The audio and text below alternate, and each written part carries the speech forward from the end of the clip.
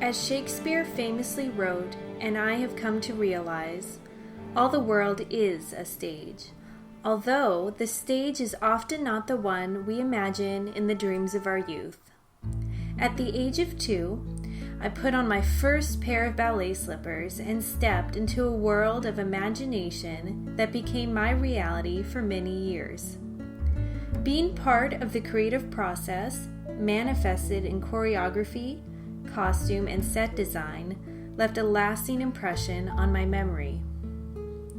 I recall the stage lights burning like the sun, cooled by whirling fans tumbling the air into a summer breeze. The orchestra created the sounds of nature, the chirp of a cricket, the trill of a songbird. On stage, I was the guest of honor at a magical party.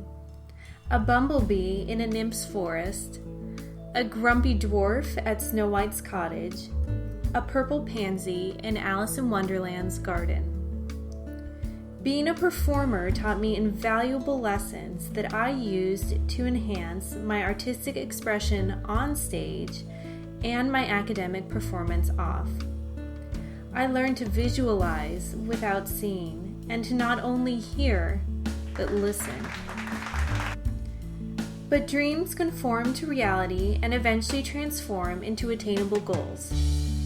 This past year, I found myself on a different stage, performing for the most critical audience I could have ever imagined.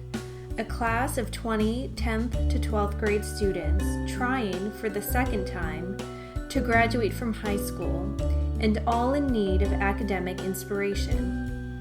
My next role was to actively re-energize the learning environment in order to ensure that these students would not repeat their first high school experience.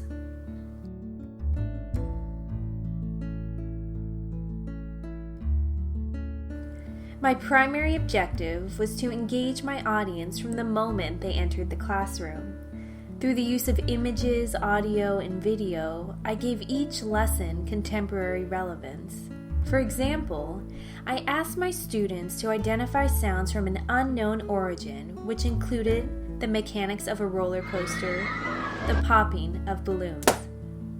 This stimulated their active listening skills and allowed them to connect a modern experience to our lesson on the 1893 Chicago World's Fair, establishing an important historical context for Gilded Age literature. As a dancer, kinesthetic learning is second nature to me and therefore has become an integral part of my teaching philosophy. Using station exercises, I cast my students as the performers and choreographed their movement around the classroom as they completed distinct tasks at alternate locations. Additionally, I became the director and they the lead actors in their own productions, creating collages and rehearsing their lines for a gallery walk presentation. I fondly remember the excitement I felt when I was chosen to use a prop on stage. I adapted this into a learning experience for my students by procuring a collection of props or realia for them to study and manipulate. Providing the sensory exercise helped to make an 1890s historical event tangible as we traveled together around the world with Nellie Bly in 72 days.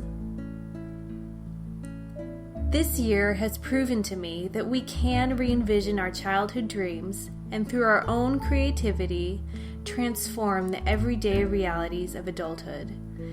As in my early years, this still can be a world of energy and anticipation, accomplishment and acclaim. And even though I don't perform on the stage I had dreamed of, I do get the rave reviews that I had hoped for.